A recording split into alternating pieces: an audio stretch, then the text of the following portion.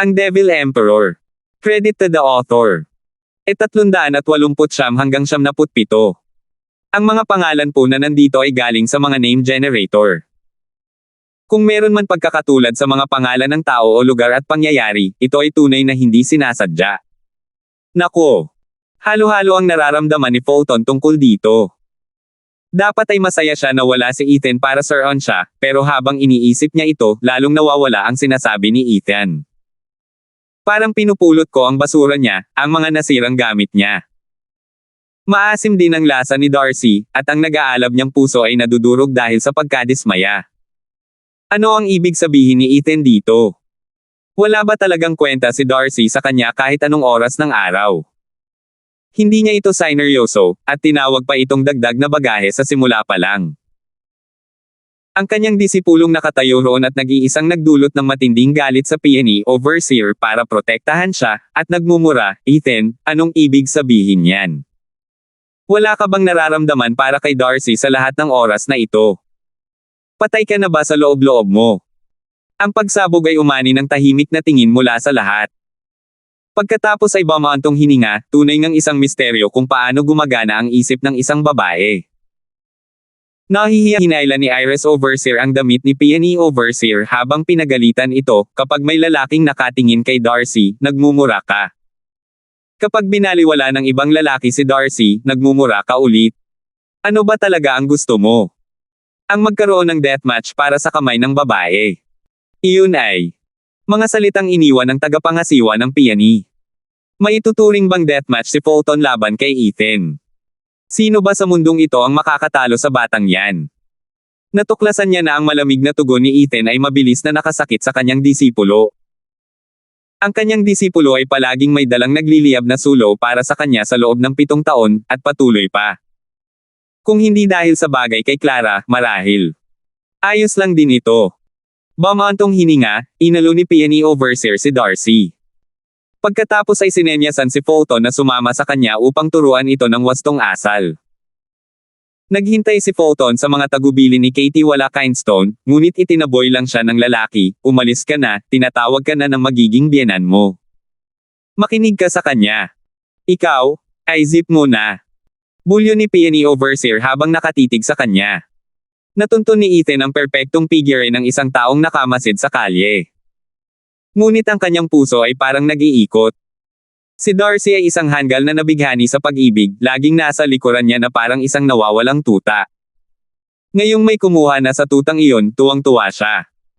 Tinanong ni Mandy si Andrea tungkol sa mga pasikot-sikot sa dramang ito, at bumaantong hininga.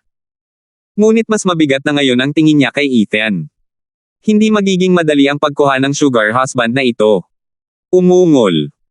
Ang dagandong ng tunog ay nagbalita ng pagbukas ng mga pintuan ng lungsod upang ipakita ang mga may pangil na mababangges na hayop na naglalakad ng maayos. Naghiyawan ang mga tao. Karamihan sa kanila ay hindi pa nakakakita ng mga espiritual na halimaw, lalo na sa mga nasa ikalimang antas na ito. Tumahimik ang maingay na ikalawang palapag, at lahat ay nakatuon sa prosesyon. 5 lalaki at isang babae ang nangunguna, sa mga espiritual na halimaw na nasa ikalimang antas. Napaatras ang mga tao sa kahangahangang aura, iniiwasan ang kanilang mga mata. Hindi nahirapan ang mga nasa likuran na makita ng maayos ang mga dayuhang iyon. Lalo na ang babae, na may kahangahangang kagandahan. Mayroon siyang kakaibang dating nawala sa mga babaeng titans, na nagiiwan sa mga lalaking nabighani at naglalaway. Lumunok, naningkit ang mga mata ni Aaron, isang maganda at mabuting babae, isang magandang huli. Baliw. Nagsitinginan sa kanya ang mga babaeng nakapaligid sa kanya. Sikat ang mga kwanrong sa kanilang husay sa pag-aalaga ng halimaw. Pero ito ang unang beses na nakakita ako ng pinagsamang kapangyarihan ng isang tao at halimaw.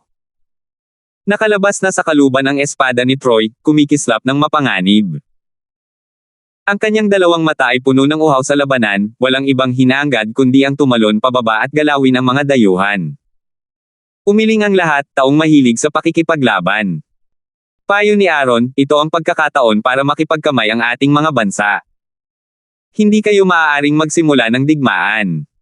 Lalo na sa babaeng iyon, hihihi.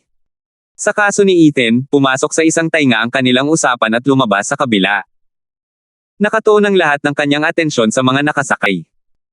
Mayroon silang 3 cultivator ng Profound Heaven, 3 cultivator ng Radiant Stage, at 1,000 veterano ng Caballeria sa Bone Tempering Stage. Sumakay sila sa 1,000 3rd level spiritual beast at 6 na 5th level spiritual beast. Maaari bang takutin ng hukbong ito ang angkan ng Larsen? Napabuntong hininga si Ethan. Ethan, anong tinitingnan mo? Nagalit ang prinsesa sa mabigat nitong titig. Kakatwa. Kumaibot ang mga mata ni Ethan. Naguluhan ang prinsesa, anong mga kakaibang bagay? Kung naghahanap ako, ibig sabihin ay malinaw na hindi ko sila mahahanap, hindi ba? Hindi ako maghahanap kung hindi, ikaw na walang kwentang babae. Umikot ang mga mata ni Ethan. Namula ang prinsesa at sumimangot ng nakangisi. Umungol. Nayanig ang langit dahil sa ingay at tumigil ang delegasyon ng Quanrong. Pinanood ni Ethan ang umaatungal na kabayo ng isang pinuno at naghahanda para sa pag-atake. Sa harap nito ay isang 5 taong gulang na bata, umiiyak sa lupa. Isang matandang lalaki na may buhok na kulay abo at payat ang sumugod palabas ng karamihan at niyakap ang bata, patawarin mo ako, napakabata pa ng bata para maintindihan ang pagtakbo sa harap mo. Ilalayo ko siya. Ayos lang po, tiyo. Ngumiti ang babae. Ngunit napangisi ang naka-Amerikanang pinuno sa kanya, wala bang kagandahang asal ang lahat ng tao ng Titans?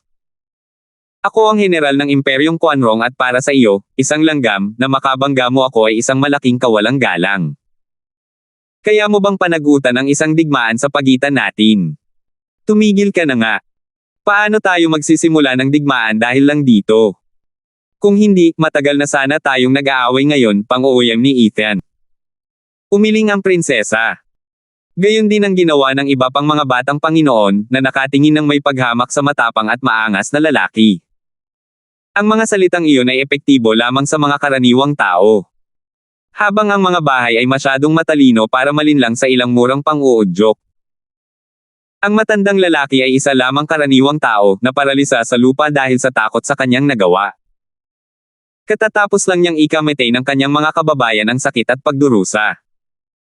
Lumuhad siya at nagmakaawa, Panginoon, ako ang may kasalanan. Huwag mo na pong palalain ang problema.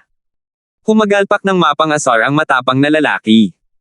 Ngunit kumunat ang noo ng babae at tumitig, Rohan, tumigil ka na sa paggawa ng eksena. Hihihi. Binibini, ginugulo ko lang ang mga peste Titans. Wala namang mababago.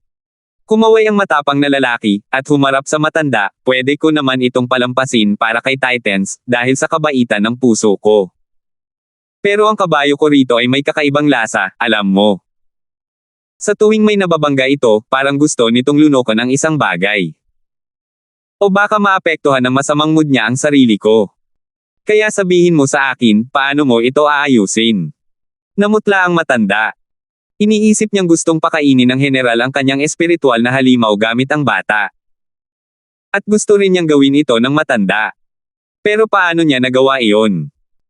Ang bulyo ng babae, Rohan, iba ang magsaya, pero huwag kang lumampas sa hangganan. Hihihi.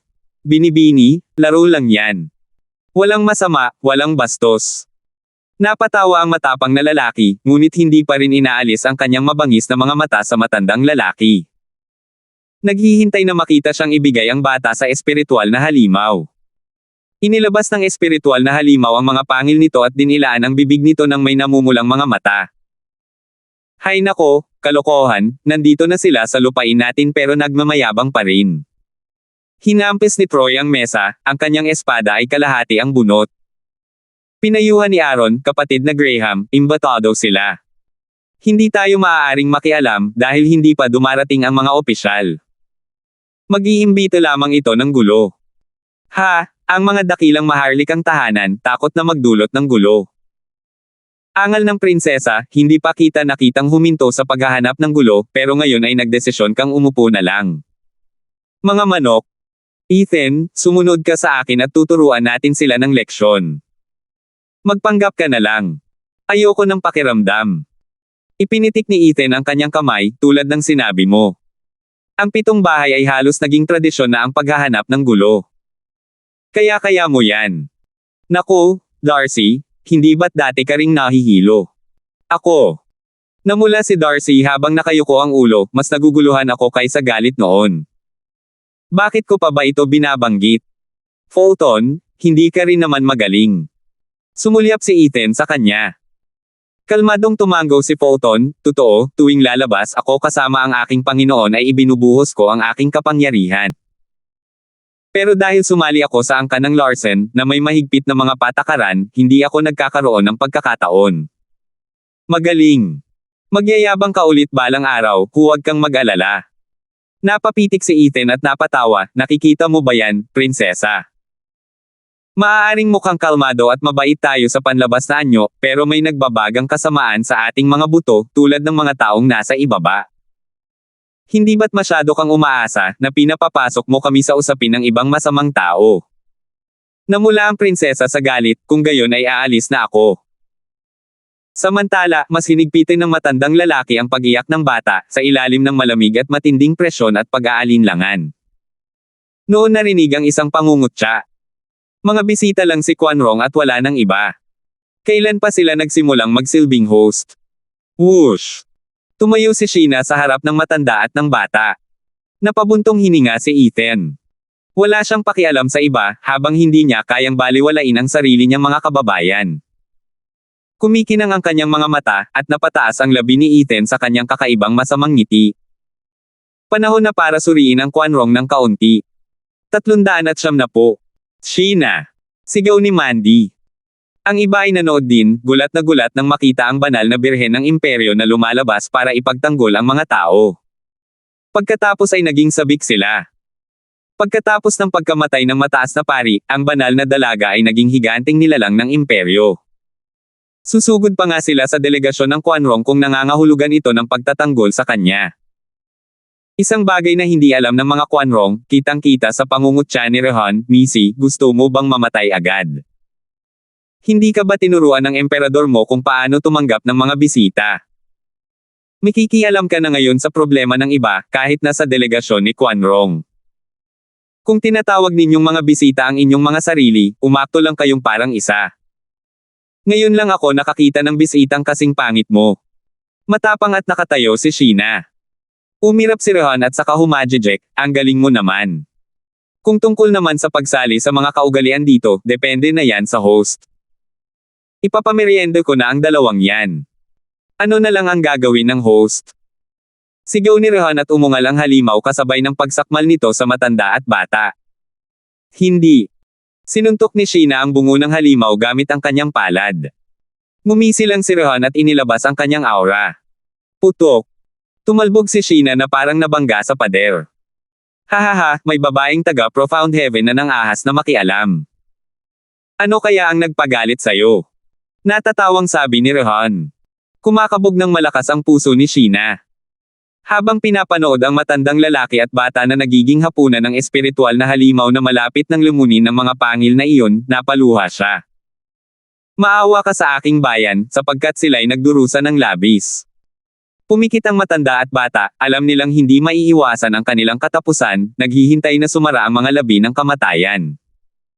Sumigaw ang babaeng Quanrong, Rohan, tumigil ka na ngayon. Huli na, kulang pa. Hindi nakinig si Rohan sa kanyang mga utos, dahil nalasing na siya sa kapangyarihan. Bumantong hininga ang mga tao kasabay ng pag-iling ng kanilang mga ulo. Ito ang kapalaran na naghihintay sa sinumang karaniwang tao na makatagpo ng delegasyon ng Quanrong. Dahil ito ay usapin ng hinaharap na ugnayan sa pagitan ng dalawang bansa, ilang tao ang maglalakas loob na makialam upang lutisin ang gusot na ito. Isa si Santa Dalaga, kahit mahina. Sa paningin ng lahat, ang mga pangil ay unti-unting lumalapit habang kumakain. Ang aura ay halos hindi makahinga ang matanda at bata. Paf! Paf! Kasabay ng isang ungol, umatras ang mabangis na aura at huminto ang espiritual na halimaw sa kalagitnaan ng pagsalakay habang nakabuka ang bibig nito. Patuloy lamang ang amoy na lumalabas. Nagulat si Rohan. At nagulat ang mga manunood, at muling nabuhay ang kanilang pag-asa, sino iyon? Naghihintay pa rin ang kamatayan ng matanda at bata, ngunit nahuhuli na ang halimaw, kaya naman nanlaki ang kanilang mga mata upang panoorin ang nakamamanghang tanawin. Ang malaking katawan ng mabangis na halimaw ay napigilan ng isang pulang kamay. Ang nakatayo sa harap nila ay isang binata na may puting buhok. Alam nila kung sino siya. Alam na alam iyon ng lahat pagkatapos ng kaguluhan sa labas ng palasyo ng imperyo. Dumating na ang mabangis na hindi nagustuhan ni Newman sa Titans, si Ethan. Paano nangyari yun? Sumigaw ang kalmadong si Quanrong. Kumislap ang mga mata ni Rohan sa uhaw sa labanan. Mayroon bang isang taong kayang pigilan ang Titan sa isang espiritual na halimaw sa ikalimang antas gamit ang isang kamay? Ang mga balisang binata sa ikalawang palapag ay nakapagpahinga na ng maluwag, nakaupo para masiyahan sa palabas na nakapatong ang isang paa sa kabila. Nang humarap si Ethan, tuluyan nang natapos ang lahat. At lahat salamat sa malupit, at mabibigat na aral ni Ethan. Nagreklamo si Troy, napaka-ipokrito niya. Sabi niya hindi na niya tinatanggap ang bagay na ito pero heto siya ngayon palang sumasali. Hahaha, ang galing naman diba? Siya lang ang naglalakas loob na makialam sa ganitong sitwasyon. Kuya Graham, huwag mo nang pakialaman yan. Tumawa si Aaron. Tumango naman ang iba bilang tanda ng lubos na pagsang-ayon. Ngunit nagdulot ito ng tanong, ang dragon ba ang mananalo, o ang ahas?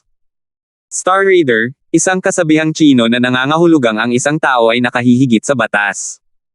Ang ahas ang ibig kong sabihin. Hindi pinansin ni Ethan ang mabangis na kislap. Sinulyapan niya lang ang matanda at bata, anong tinitingnan ninyo? Gusto niyo pa bang kainin? Mabilis na umalis ang matandang lalaki dala ang bata sa kanyang mga bisig, ipinapahayag ang kanyang pasasalamat, salamat, Katie Wala Kindstone. Hindi ko ito malilimutan. Napakayabang.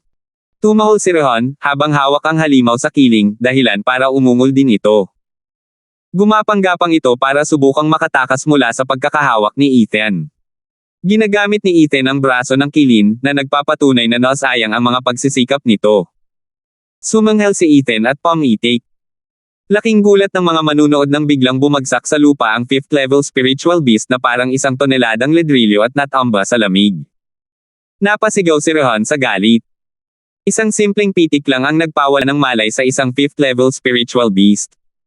Sino ang lalaking ito? Hindi pa ako nakarinig ng ganyan sa Titans. Ang delegasyon ng Quanrong ay ganoon din ang pagkagulat. Walang hanggan ang kapangyarihan ni Katie Wala Kindstone. Nagsimula ito sa isang sigaw at pagkatapos ay nauwi sa isang dagindong habang dumagsa ang iba pang mga boses, na itinatapon ang kanilang mga kamao sa ere, Katie Wala Kindstone, Stuart Zuo. Ang mga sigaw ay dumagundong ng paalon-alon sa kalangitan. Gulat na lumingon ang delegasyon ng Quanrong sa paligid at saka itinoon ang pansin kay Ethan. May ganoong kapangyarihan ang isang Katie Wala. Bakit ngayon lang tayo nakarinig ng ganito kalaking nilalang sa Titans? Ang kanyang katanyagan ay dakila rin. Halos mahal siya ng mga tao. Sus Mariosep. Ano ba ang ginagawa ng departamento ng Panektik? Isang ekspertong tulad nito na alam ng lahat ng ordinaryong tao pero wala tayong balita. Puro mga tanga lang sila. Hindi pinansin ang lahat, lumapit si Ethan kay Sheena. Malawak ang ngiti niya, nakaramdam ng ginhawa para sa kaligtasan ng mga tao.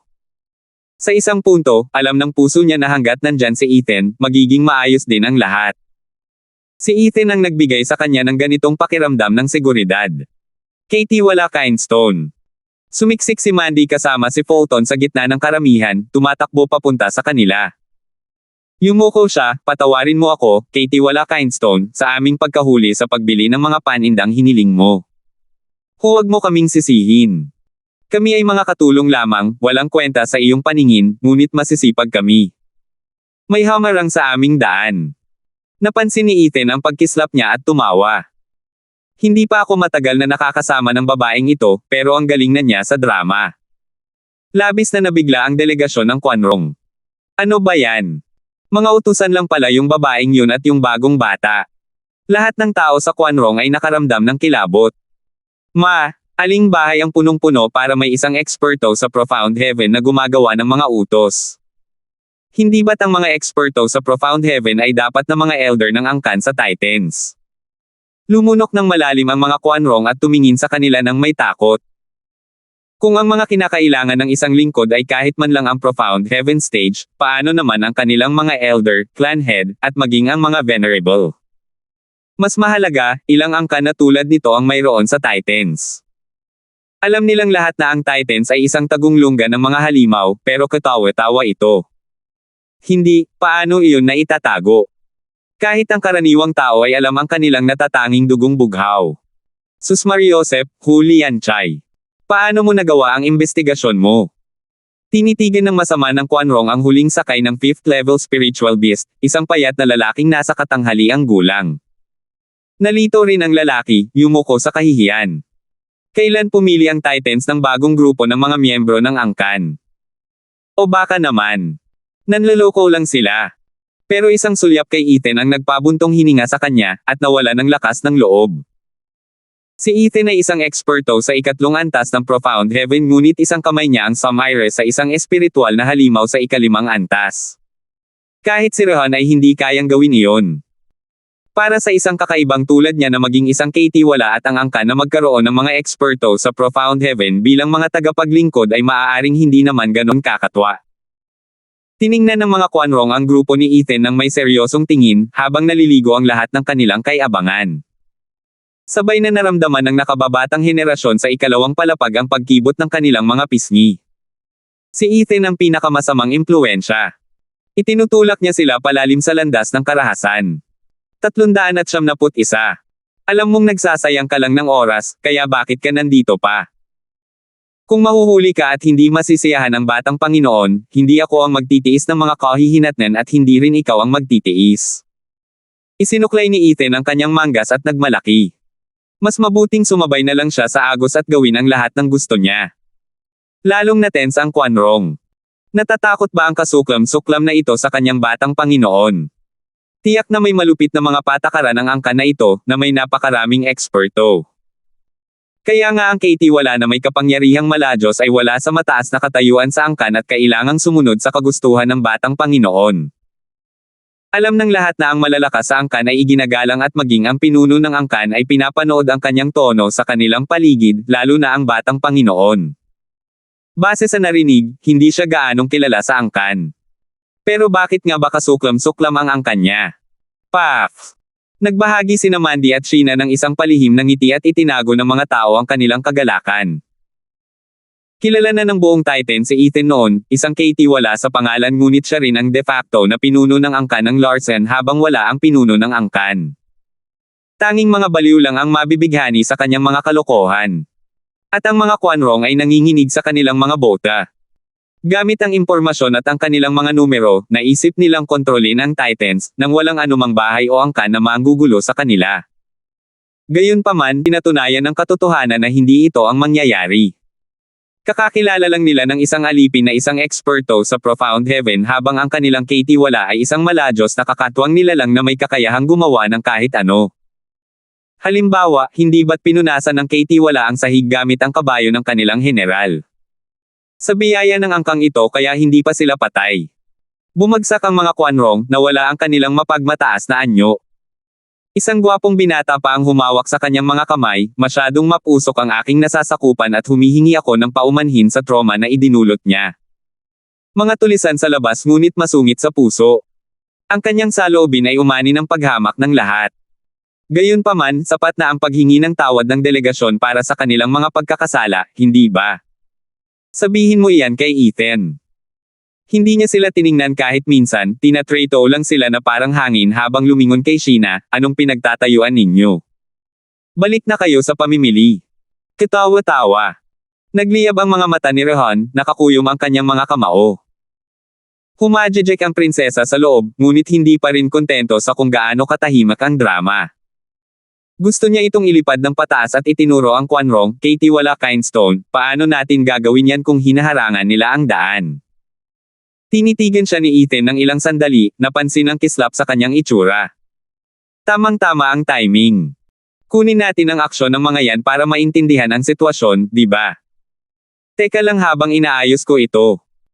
Malamig na tumingin siya sa Quanrong at naglakad palapit, ang pangunahing kalye ng kabisera ng imperyo ay para sa paglalakad, hindi parada ng iyong mga alagang hayop. Anumang nakasuot ng 4 na paa, labas. Anong sabi mo? Napasinghap si Rohan, naninigas ang kanyang mga kalamnan na parang bakal, ang kanyang katawan ay handang sumabog anumang oras. Nalungkot ang binata sa tabi niya. Si Ethan ay tumatapak sa manipis na yelo. Ang mga Quanrong ay mga taong nagpapalaki ng halimaw, buong buhay nila silang namuhay kasama nila. Ang paghiling sa kanila na palayasin ang kanilang mga halimaw ay parang paghiling sa kanila na isuko ang kanilang kalamangan at pagmamataas. Ang sagot ay malinaw na hindi. Sumanghal ang mga tao sa ikalawang palapag ng 8 bahay. Karamihan sa kanila ay may direktang kaalaman sa estilo ni Ethan. Nagnanakaw pa nga siya ng candy mula sa isang sanggol. Walang anumang kabab ang loob ang nagpapababa sa kanya. Tinanggal niya ang lahat ng dignidad ng mga ito at umaarte pa rin na parang talunan.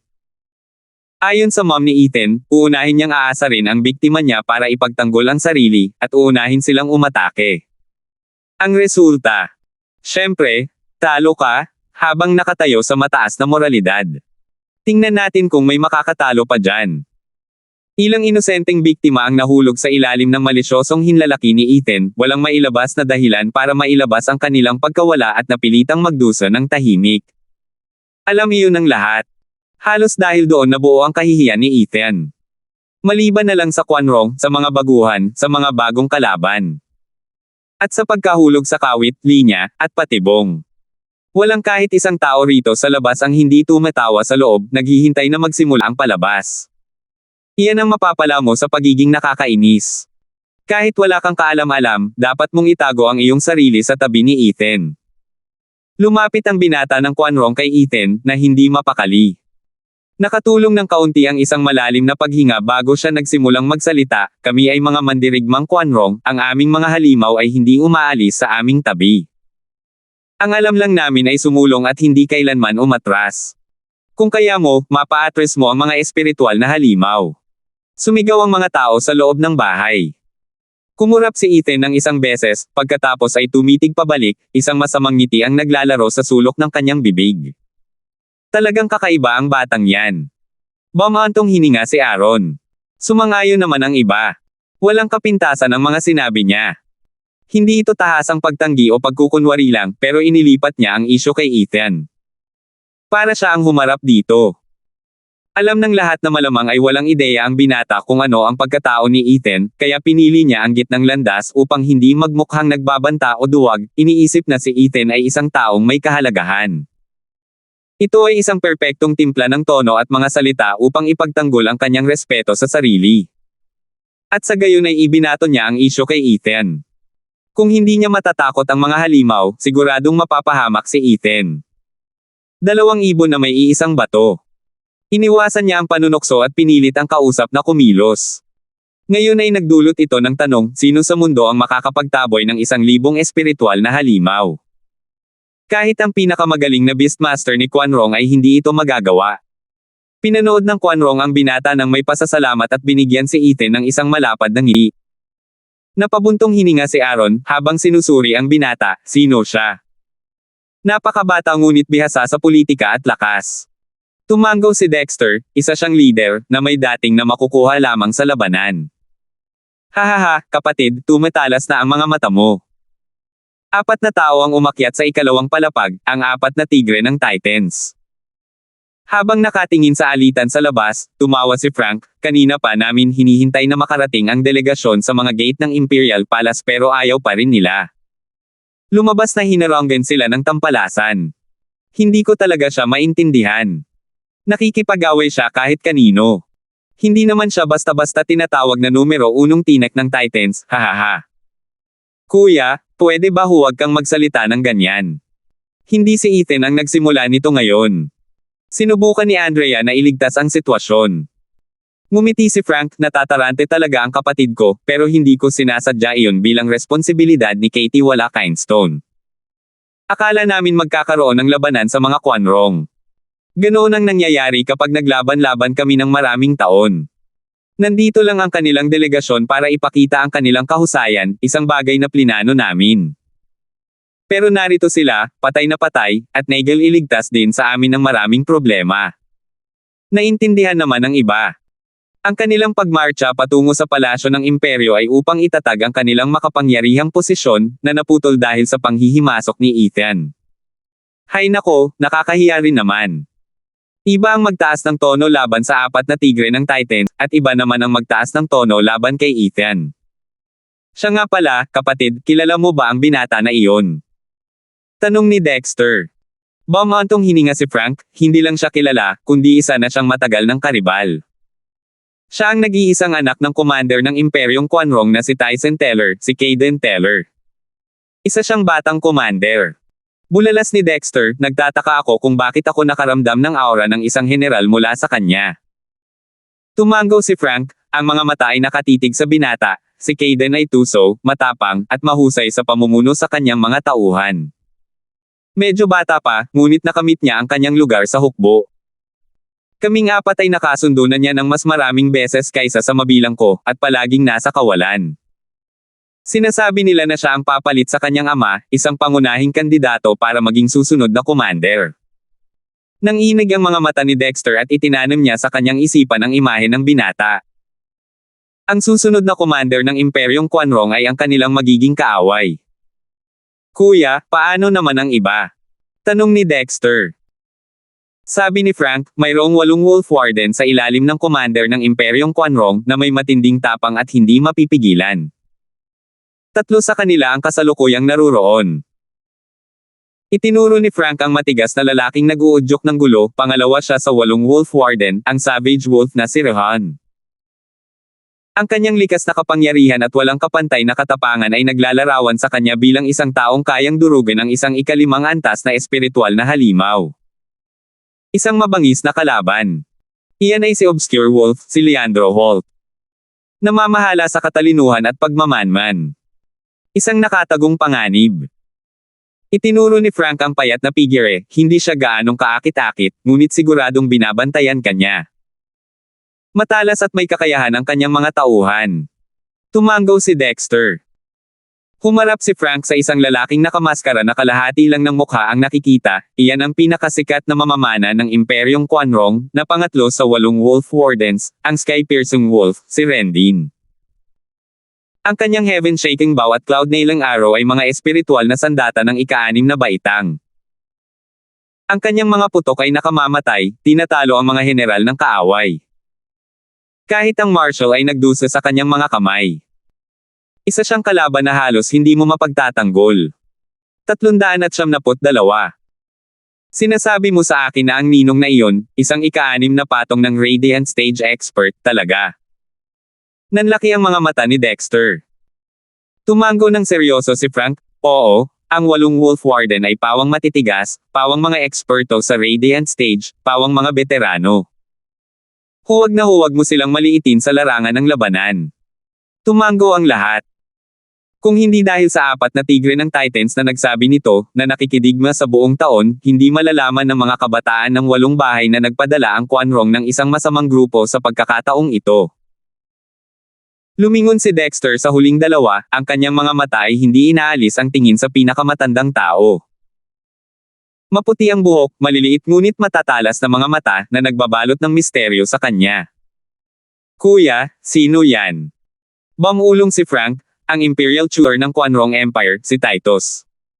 Siya ang katumbas ng ating punong ministro na si Conrad. Ibig bang sabihin noon ay ipinadala na ng kalaban ang kanyang pinakamagaling na sundalo?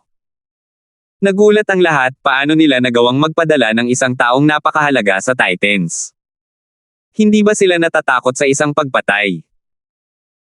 Umiling si Frank, malungkot, ang Imperyong Quanrong ay hindi katulad ng sa atin, na may 4 na haligi upang suportahan ang bansa ngunit bawat isa sa kanila ay puno ng kani-kanilang mga plano.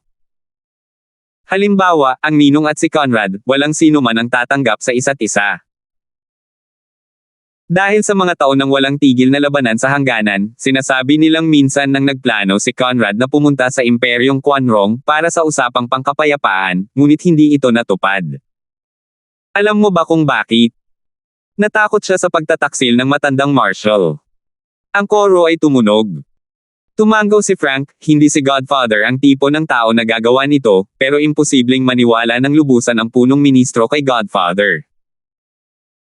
Samantalang pinayagan ng commander ng Imperyong Quanrong na si Tyson ang kanyang anak na sumama sa delegasyong ito dahil narito ang Imperial Tutor para alagaan siya.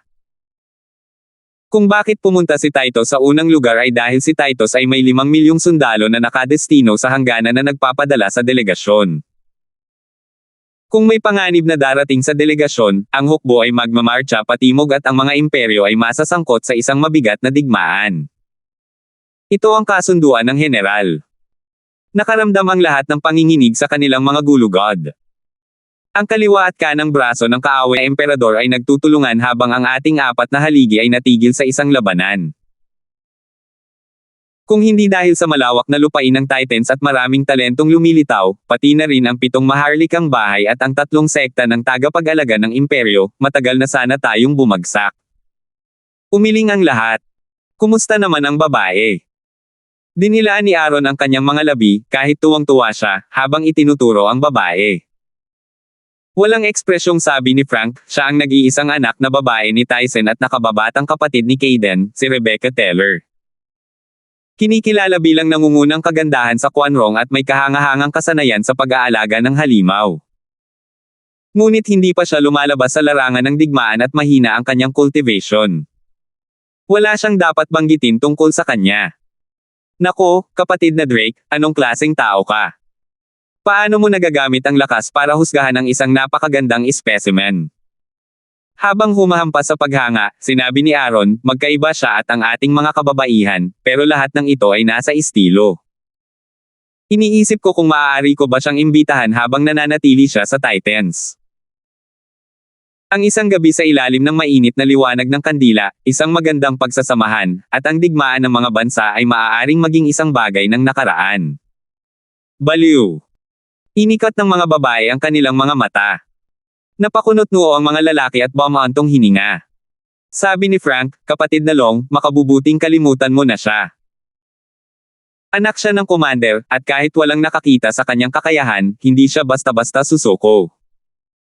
Huwag mo siyang subukin at gawing mas malaking isyu pa ito. Hindi naman problema, may mga bulaklak na mapipili mo, may mga bulaklak na hahangaan mo lang. May tiwala sa sarili ang batang Panginoon na ito, hahaha, ang kagandahan sa ibaba ay sumayaw lamang sa nahuhumaling na mga mata ni Aaron. Nagkibit balikat lang ang iba. Ang batang Pavilion Lord ng Veiled Dragon Pavilion ay isang casual na romantiko, hindi tulad ng mabangis na si Ethan. Dapat alam niya kung kailan dapat tumigil, hindi ba?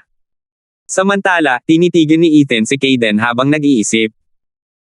Pagkatapos ay ngumiti siya, ang pagsasabi sa iyo na umatras ay bilang paggalang sa iyo, mga bisitang malayo. Gusto mo ba talagang ako ang gumawa nito? Hahaha, kung kailangan. Ngumisi rin si Caden at ang mga Quanrong ay nakatingin kay Ethan ng may pangungutya. Ang mga espiritual na halimaw sa ilalim nila ang kanilang mga kasama habang buhay, walang ibang nakikinig sa utos kundi sila lamang. Tungkol naman sa pagtakot sa kanila, haha, parang mangyayari yan. Hindi sila mga ordinaryong halimaw kung tutuusin, kundi mga kasamahan sa sandata na sama-samang nagbuhos ng dugo at pawis sa larangan ng digmaan. Mas matigas ang kanilang mga kalooban kaysa dati. Hindi nakakagulat na walang naniwala na kayang gawin ni Ethan ang bagay na iyon. Gawin mo yan sa gusto mo. Sumanghel si Ethan sa loob, tinitigan ang lahat ng mga espiritual na halimaw sa kanyang mga mata at lalong lumawak ang kanyang ngiti. Kumilos ang mga likas na ugali ni Caden at nanginag ang kanyang puso. Kung tungkol naman sa sanhi ng pagkahilo, wala siyang ideya. Tumakbo ka palayo. Kumikinang ang mga mata ni Ethan kasabay ng kanyang tahol. Palakas ng palakas ang dating nito sa pandinig ng mga espiritual na halimaw. Noon ay isang alon ang dumaloy sa kanila. Natigilan ng masasayang espiritual na halimaw at ang mga nakasakay sa kanila ay gulat na tumingin sa ibaba. Bago pa man mahawakan ng mga mangangabayo ang kanilang mga kiling, umaalulong na palayo ang mga halimaw. Sa ilalim ng gulat na mga titig ng lahat, ang libu-libong espiritual na halimaw ay kumari pa ng takbo patungo sa mga pintuan ng lungsod, tumatakbo para sa kanilang buhay, hindi pinapansin ang utos ng mga mangangabayo. Isang matinding pangamba at takot ang bumalot sa kanilang mga isipan, dahilan para mabaliw sila at ang tanging hangad lang nila ay tumakas. Ang ugnayan sa pagitan ng tao at hayop na nabuo sa gitna ng labanan, sa gitna ng kaligayahan at kalungkutan, ay ngayon ay naputol na. Ano ba to? Tumigil ka na nga. Galit na galit din ang kabayo ni Caden, ngunit kahit ano pa ang sabihin niya, hindi ito nakinig. Kaya't umakyat siya sa langit, pinanood ang libong halimaw sa lupa na tumatakbo papunta sa mga tarangkahan, kasama na ang 6 na espiritual na halimaw sa ikalimang antas. 1 segundo lamang ang kinailangan nila para makaalis sa lungsod. Naiwan nila ang isang grupo ng mga naguguluhang sakay, at ang ilan ay malas na natapakan ng kawan, na nauwi sa 12 bali ng buto. Walang ibang mukha roon sa ibang estado kundi ang pagod at walang emosyong panga. Maliban syempre sa grupo ni Aaron sa ikalawang palapag na tumawa lamang. Naranasan na nila ang ganitong bagay noong esoteric debate, kung saan tinakot ni Ethan ang blood crux gamit ang isang mapang asar na tingin. Ang paggamit ng mababangga sa halimaw sa harap ni Ethan ay parang paghingi ng palo. Ang Imperyong Quanrong, na itinatag sa mga Beastmaster, ay nakatagpo ng kanilang karibal na si Ethan. Hinarap ng 6 na tao sa himpapawid ang hindi makapaniwala, hindi moari, at kakatwang eksenang ito nang walang laman ang mga isipan. Tiningnan pa nga ni Kaden ang kanyang kapatid, Rebecca, ikaw ang pinakamagaling sa pagkontrol ng mga halimaw. Ano ba ang nangyayari rito? Paano ko malalaman? Sandali na napangiwi si Rebecca Teller sa kamay na alala. Tinitigan niya si Ethan ng 15 minuto bago sumigaw, ikaw yan. Lumingon si Ethan sa kanya, may nakakakilala ba sa akin mula sa Quanrong? Tinitigan siya ni Ethan ng isang beses at biglang tumibok ang puso niya ng napakabilis. Siya rin ang babaeng iniligtas niya sa Beast King Mountain. Ang babaeng niloko niya mula sa Shaping Spring na pinagkatiwalaan niya. Kaya pala taga-Imperyong Quanrong siya. Marahil ay wala siyang pakialam noon na tumingin ng malapitan, o masyadong matagal na niya itong hindi nakita. Nang dumating ang mga Quanrong dito, ang tanging iniisip niya ay ang kanilang antas. Wala siyang balak na pakialaman ang hitsura ng isang babae. Hindi tulad ng tinapay na si Aaron, na agad-agad na nakakaalam kung ilang nunal ang mayroon ng isang babae. Hindi rin nahulaan ni Rebecca Teller dahil si Ethan ay mayroon ng makapal na puting buhok. Ngunit sa sandaling natakot ni Ethan ang mga halimaw, siya ay ibinalik sa Beast King Mountain. Sa mas malapitang pagtingin, nalaman niya ito. Nagtinginan ang dalawa, tahimik at nagtataka. Sino siya? Ano ang ginagawa niya sa kabisera ng imperyo? Sino siyang kaitiwala ng bahay? Kaya ang babae ay isang Quanrong. Pero ano ang ginagawa niya sa Beast King Mountain noong panahon ng esoteric debate? May kinalaman ba ito sa layunin ng delegasyon ng Quanrong na pumunta rito?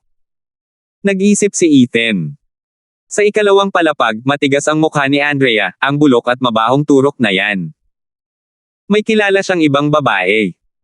Hay nako, isa na namang gwapo ang mahuhulog sa kamay ni Kuya Kindstone. Inaamin kong talo ako. Umupo si Aaron habang ang mga kamay ay nasa likod ng kanyang ulo, ilang babae ba ang kilala ni Kuya Kindstone? Para mapalapit siya kahit sa mga babae ng Quanrong Empire, isa siyang Casanova. Rebecca, magkakilala ba kayo?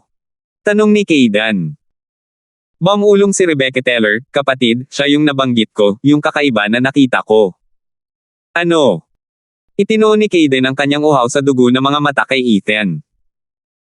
Mayroon talagang isang tao sa mundong ito na may lubos na kapangyarihan laban sa mga halimaw. Siya ang pinakamalaking banta sa atin. Kailangan siyang pabagsakin.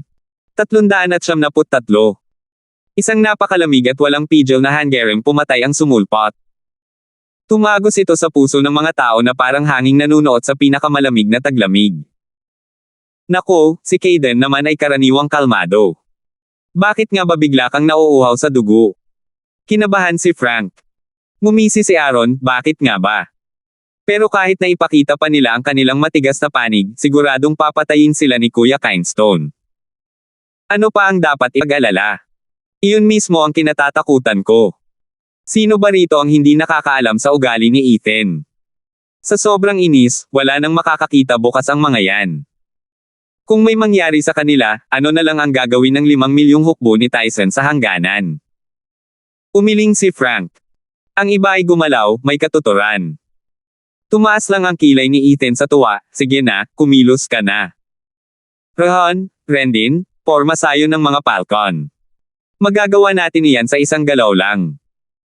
Nanginginig ang mga mata ni Kaden habang malamig na pinagmamasdan si Ethan. Tumango ang lalaking nakamaskara at si Rohan ay tuwang-tuwa. Nanginginig ang kanyang laman sa tuwa. Hindi lubos na sumang-ayon ang Imperial Tutor na si Titus, Liu Feng, hindi natin alam kung ano ang kaya niyang gawin o kung sino ang nasa likod niya. Ang pag-atake sa kanya ng padalos-dalos ay walang kabuluhan. Tama na ang pagiging banta niya. Kailangan na niyang umalis ngayon kung hindi ay magdurusa ang ating mga hukbo ng halimaw. Napatitig si Kaden, nakikipag-away tayo sa kanya ngayon. Ito ang pinakamagandang dahilan para ay siya. Kapag nakita natin ang emperador ni Titans mamaya, sasabihin na lang natin na masyadong nagtiwala ang lalaki sa kanyang dugong bughaw sa pagpapahinto sa atin at napatay ng isang ligaw na atake. Tumango si Titus pagkatapos ng mahabang paghinto, ngunit hindi pa rin mapakali ang kanyang puso. Mula nang makita niya si Ethan, nakaramdam na ng tinak sa puso ang Imperial Tutor. Ito ang kanyang intuition na nabuo niya sa loob ng maraming dekada. Iniisip ang huling pagkakataon na dumating ang pakiramdam na ito noong nakilala niya si Conrad. Hay nako, ang daming talento ni Titans. Napansin ni Titus ang matalim na tingin sa mga mata ni Ethan at bumantong hininga. Atake!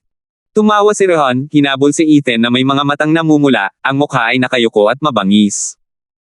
Kumuha si Randy ng isang kumikinang na gininto ang mahabang pana, hinayla ang tali na parang natural lang habang tinutukan si Ethan.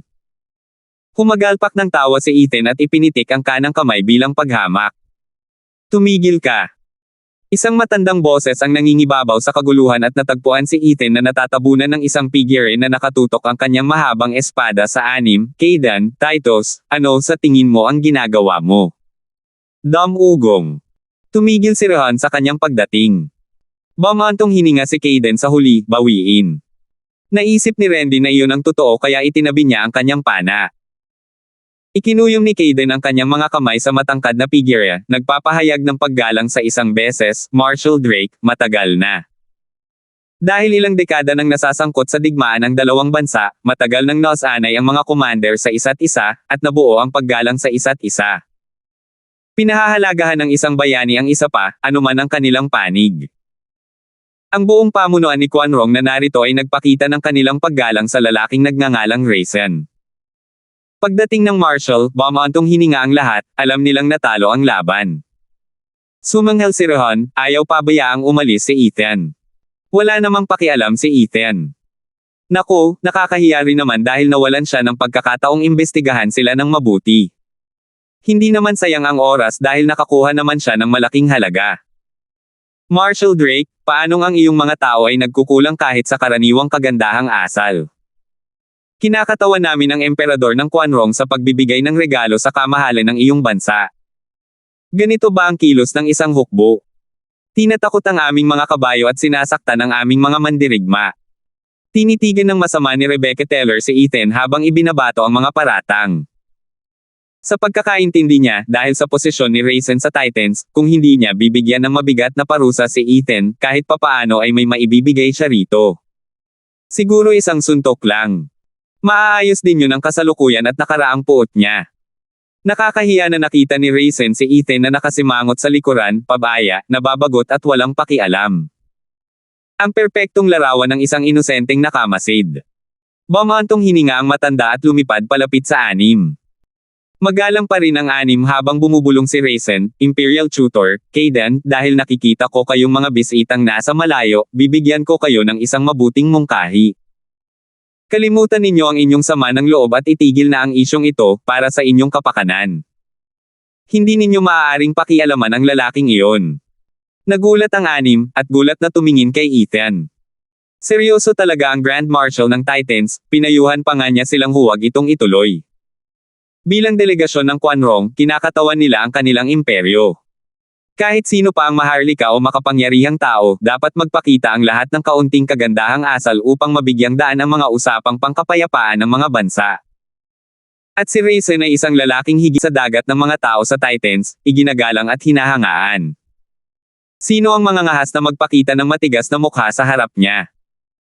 Pero ang paraan ng pagbibigay niya ng payo at tono, lahat ay tumutukoy sa katotohanang ang batang nasa baba ay mas mataas sa kanyang posisyon. Sino ba talaga itong lalaking ito? Pagkatapos ng huling sulyap kay Ethan, ibinalik nila ang kanilang masamang tingin sa likuran nila, kay Obscure Wolf.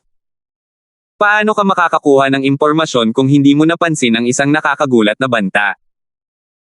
Nalungkot din si Leandro, gumanti ng galit na titig, pagkatapos ay yumuko sa kahihiyan. Nakita nga niya ang lahat ng magagaling na tao at bahay ng Titans. Pero sino ang nakakaalam kung saan nanggaling ang batang ito, na may ganitong maladyos na kapangyarihan? Marshall Drake? Sino siya? Bakit pati ikaw ay nag-aatubiling harapin siya? Tanong ni Rebecca Teller. Ang iba sa kanila ay nagpakita rin ng parehong mausisang ekspresyon. Bumantong hininga si Raisin, hindi ako nag-aatubiling, pero nakikita ko lang siyang sakit, isang tinak na dapat iwasan. Tinapakan ng pangalawang prinsipe ang kanyang mga daliri at pinatag ang kanyang tahanan. Ikaw ang Quanrong at natatakot ako na kung may mangyari sa iyo, ilulubog nito ang ating bansa sa isang mapait na digmaan. Hindi ko iyon matatanggap. Hahaha, iniisip mo siguro na pinigilan kita para sa kanya, di ba? Samantalang tinutulungan naman kita. Dam Ugong. Lahat sila ay nabigla sa epekto ng balitang ito. May isiniwalat na dalawang mahahalagang impormasyon si Raisin. Sumabog ang awtoridad ni Ethan sa Titans nang hindi pansinin ang emperador at sipa ng isang prinsipe. Pangalawa ay ang kapangyarihan ni Ethan. Kahit ang anim sa kanila ay hindi siya mapipigilan, bagkus ay maaaring mauwi sa mga casualty at lumala ang ugnayan sa pagitan ng mga bansa. Bakit ngayon lang tayo nakarinig ng ganito kamatapang na karakter? Nang may hudyat, muling sumulyap sila kay Leandro, ngunit iniwas ng lalaki ang kanyang katawan at iniwasan ang mga matalim na titig. Nais niya sanang ipasok ang kanyang ulo sa kanyang pantalon dahil sa hiya, nakakahiya para sa isang opisyal ng panektik. Hayaan mong ihatid kita sa palasyo ng imperyo. Ngayon tandaan mo, manatili ka sa distansya hanggat maaari.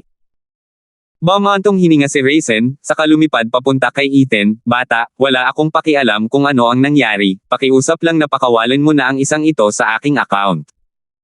Mga bisita natin sila. Tumanggaw si Ethan, sige. Dahil nagtanong ang matandang Marshall, gagawin ko. Pakiusap, ipasa mo ito ang aking lupain at hindi ang kanilang bakuran para sa jaywalk. Si Raisin ang kausap ni Ethan, oo, pero napakalakas ng boses niya na kahit ang mga bingi ay naririnig siya. At bago niya makalimutan, iniwan niya ang anim gamit ang gitnang daliri bilang palm, na nagpakulo sa galit ng anim. Saka lamang siya naglakad papunta kay Sheena, dinala ito sa hukbo ng Quanrong na parang isang kampyon. Ang mga lalaking niloko ni Ethan ay umiiyak. At ngayong naglalakad na siya sa gitna nila, ang kanilang galit ay nagdulot sa kanila ng matinding galit. Pero kahit walang utos ang anim, wala ni isa sa kanila ang gumalaw, napilitang hayaan ang grupo ni Ethan na tumawid. Hindi niya sila iniwan sa alikabok, ngunit talagang iniwan niya ang hukbong Quanrong nang walang kahit kaunting dignidad. Ang galing! Nagtaas ng thumbs up si Aaron, ang paglapit kay Kuya Kindstone ang pinakamaganda. Bumantong hininga si Frank, salamat sa Diyos, na magitan si Godfather bago lumala ang usapin. Ang mapangakit na demonyong dragon na ito ang inaakalang susunod na kakainin ng mga lobo, ngunit ngayon sila ang naiwang nag-aalangan. Umiling si Raisin at pinangunahan ang galit na anim na Quanrong papunta sa Imperial Palace. Sa pagkakataong ito, wala na ang kanilang mayabang na ugali, hindi matapos ang mga pasa na natamo ng kanilang pagmamataas noon. Hindi sa kanilang mga panaginip na isip nila na posible sa kanilang pagkatao na sa paglalakbay na ito patungong Titans, habang halos hindi pa sila nakakatawid sa mga pintuan ng lungsod, ay mahuhubog sila. Kalimutan na ang dignidad, nawala na ang lahat ng respeto sa sarili. Samantala, si punong ministro Conrad at lahat ng mga opisyal ay nakatayo sa harap ng mga tarangkahan ng palasyo ng imperyo. Naghintay sila ng naghintay, hanggang sa wakas, sa pamamagitan ng isang himala, dumating ang mga Quanrong. Maliban sa anim na nasa likod ni Raisin, ang iba ay mukhang naghihila-hila at nag-aalangan, ang ilan ay kinailangang buhatin. Nanginginig ang mukha at bumulong ang ministro ng digmaan, punong ministro, sila ba ang mga Quanrong? Bakit parang mga naligaw sila mula sa isang natalong hukbo? Nag-isip-isip si Conrad at hindi nagtagal ay nakapagpa siya ng nakangiti, hahaha, sa palagay ko ay natalo nga sila. Sa palagay ko ay naglaban sila sa numero 1 tinek ni Titans. Natigilan ng mga opisyal, pagkatapos ay humajijek sa loob. Ang bagong henerasyong ito. 374. Malugod silang tinanggap ni Conrad, hindi pinansin ang kanilang malungkot na kalagayan bilang paggalang. Pinangunahan niya sila sa loob ng palasyo ng imperyo, kung saan ginanap ang isang piging kasama ang mga opisyal. Dahil hindi pa dumarating ang kaarawan ng emperador, wala ang emperador. Pagkatapos ng piging, ang delegasyon ay dinala sa kanilang mga tuluyan, sa labas ng palasyo ng imperyo. Nanatili silang tahimik sa buong oras na ito, isang nakatagong paghamak sa marangya at eksaheradong estilo ni Titans. Pinapasok ninyo kami ng ganito kaga, at ngayon ay gusto nyo kaming palabasin. Hindi pa nga namin nakikita ang emperador. Nakasanayan mo na iyan. Ang pagpunta sa isang piging ay pagpapakita ng mabuting asal. Pero hindi ikaw ang tipo ng tao rito para manirahan sa marangya at engranding palasyo ng imperyo. Pumasok ang 6 na pinuno ni Quanrong sa isang mataas na uri ng taberna, habang ang mga sundalo ay nakalagak sa mga garrison. Mga garrison na binabantayan ng hukbo ni Raisin. Sinabi niyang nagbabantay, ngunit hindi ito gaanong naiiba sa pagbabantay sa kanila upang mapigilan ang anumang marahas na pag-uugali sa panig ni Quanrong. Sa kalaliman ng gabi, isang payat na figure ang nakaiwas sa mga nagpapatrolya at palihim na lumapit sa isang maliwanag na bahay, kumatok ng 2 beses, "Kuya, ako po." Bumukas ng kaunti ang pinto at pumasok ang figure. Nang tumangala siya, wala nang iba kundi si Rebecca Teller. 6 na tao ang nasa silid, ang mga pinuno ng delegasyon Imperyong Quanrong at isa na hindi pa nagpapakita ng kanyang mukha. Sino siya? Itinuro ni Rebecca Teller ang taong nakadamit. Nagpalitan ng ngiti sina Caden at ang Imperial Tutor. Nang iangat ng nakahod na figure ang kanyang ulo, nagsalita siya sa pamilyar na tono, "Hahaha, Miss Rebecca, buong araw tayong nag-uusap sa piging pero nakalimutan mo na ako." Sumulyap si Rebecca Teller sa matandang lalaki at nauutol na sabi, "Si Conrad." "Ano ka ba? Rebecca, huwag kang mag-asaran, punong ministro Hale." Ngumiti ang kapatid niya, "Kakampi natin siya." "Ano?" Matagal na nakatitig si Rebecca Teller kay Conrad, hindi lubos maintindihan ang ideyang iyon. Ang dakilang pinuno ng 4 na haligi ng Titans ay nasa panig ni Quanrong. Ngumiti si Conrad sa kanyang halatang pagkalito, "Binibining Rebecca, ako at ang inyong iginagalang na ama, ang Imperial Tutor at ang inyong emperador, ay lihim na nag-uusap sa loob ng maraming dekada." Kumurap si Rebecca sa kanyang malalaki at maputing mga mata, lumingon sa kanyang kapatid, ngunit nakita niya itong tumatango. Ngayon ay naniniwala na siya, sabi niya, "Sa wakas ay naiintindihan ko na kung bakit ka kumpiyansa sa misyong ito. Nasa loob mo si punong ministro Hale. Siya ang tinawag mong pinakamaasahang especially iya." Ngumisi lang si Caden. Pagkatapos ay sinabi niya, "Ginoong punong ministro, wala bang anumang pagbabago sa plano? Pakiramdam ko ay dumaan sa kaguluhan ang sitwasyon sa Titans. Hahaha, ang batang general ay masigasig. Talagang ganito na nga nitong mga nakaraang taon. Ang ating plano ay kailangang sumabay sa panahon." Tumanggaw si Conrad, "Huwag kang mag-alala, ang sitwasyon ay nagbago pabor sa atin at hindi laban dito." "Paano ka nakakasiguro?" tanong ni Titus. May kumpiyansang ngiti si Conrad, ang orihinal na plano ay gamitin ang sentenaryong anibersaryo bilang dahilan upang dalhin ang mataas na ranggo na si Quanrong sa kabisera ng imperyo. Kapag tamang panahon, pipilitin ni Commander Toobo ang mga hangganan, kukunin si Raisin at iiwan ang palaruan na bukas para sa Regent Estate upang mag-udyok ng kaguluhan sa pagsakop nito sa mga bahay.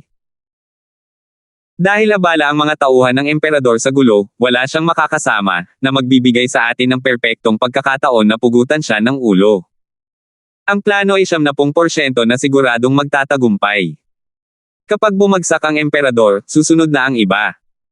Kung walang suporta, matatalo rin ang veterano na si Raisin. Sa puntong ito, magkakaroon ng malayang paghahari ang hukbo ng Quanrong na tumawid sa bansa, at si Titans ang bahala. Ang mahalagang punto ay ang lahat ng mga senaryong ito ay mangyari ng sabay-sabay. Sa oras na malaman ito ng 3 sekta ng tagapag-alaga ng imperyo, huli na ang lahat. Bibigyan lang natin sila ng kaunting bagay para pakalmayan sila mamaya at magiging atin na ang Titans. Oo, iyan ang orihinal na plano. Pero ano ang nagbago? Tanong ni Titus. Kumislap ang mga mata ni Conrad, bigla na lang dumating ang pagbabagong ito sa lahat.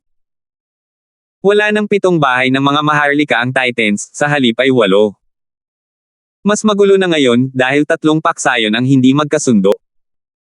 Kahit ang ambisyosong Regent Estate ay nahihirapang malampasan ang sitwasyong ito. Paano? Natarante si Kayden. Tinitigan siya ni Conrad ng matagal, sa totoo lang, nakipagkita ka na sa ika-8 bahay ngayon. Ang angkan ng Larsen, na pinamumunuan ng Katie walang iyon, si Ethan. Ethan. Yung hamarang sa atin. Sigaw ng lahat. Nauuhaw sa dugo si Kayden, hindi siya maaaring iwanang buhay. Dahil hinahadlangan nila ang ating plano, tutulungan natin ang Regent Estate na lipulin sila. Bata mong Panginoon to ba, dahan-dahan lang. Ngumiti si Conrad nang may pangungutya, kung ganoon lang kadaling puntiryahin si Ethan, matagal na sana siyang patay. Taglay ang lahat ng nararapat na paggalang, tulad ninyo ngayon, ang pagharap kay Ethan ay magtatapos sa pagkalipol ninyong lahat. Nagulat silang lahat at hindi makapaniwalang tumingin kay Conrad. Angal ni Rebecca Teller, tinatakot tayo ni Punong Ministro Hale. Nakilala ko na si Ethan dati. Malakas siya, oo, pero may tapang pa rin. Si Rehan o si Rendin, sa katunayan, kahit sino rito ay madaling makakapatay sa kanya. Kung dalawa ang kalaban niya, siguradong tuluyan na siyang mahihinga. Nag-umapaw sa pagmamalaki sina Rehan at Rendin, hindi tayo nangunguna sa mga mandirigmang Quanrong nang walang dahilan. Umiling si Conrad, hahaha, binibining Rebecca, kailan mo siya nakilala? Ano ang kanyang cultivation? Mga 1 taon na ang nakalipas. Isa siyang peak-bone tempering cultivator noon. Paggunita ni Rebecca Teller, ngayong nasa 3 layer na siya ng Profound Heaven Stage, patunay ito nakahanga-hanga siya, pero wala tayong hindi kayang harapin. Bumantong hininga si Conrad, lahat ay maaaring magbago, bata't may sapat na panahon. Para sa isang halimaw na tulad ni Ethan, sapat na ang 1 taon. Hahaha, tingnan mo ang lampas sa kanyang mababang cultivation. Ang paghaharap sa kanya ng iyong mga Radiant Stage expert ay labis na kumpiyansa at bulag na ambisyon. Inihahanda mo ang iyong sarili para sa kabiguan. Sumulyap sina Rehan at Rendin habang si Conrad ay nagpatuloy ng walang pakialam at nagsalita ng may napakalamig na tingin, hindi pa kasama rito, ang bawat paksayon ng Titans ay nasa isang deadlock. Mukhang tahimik mula sa labas ngunit may namumuong bagyo sa ilalim.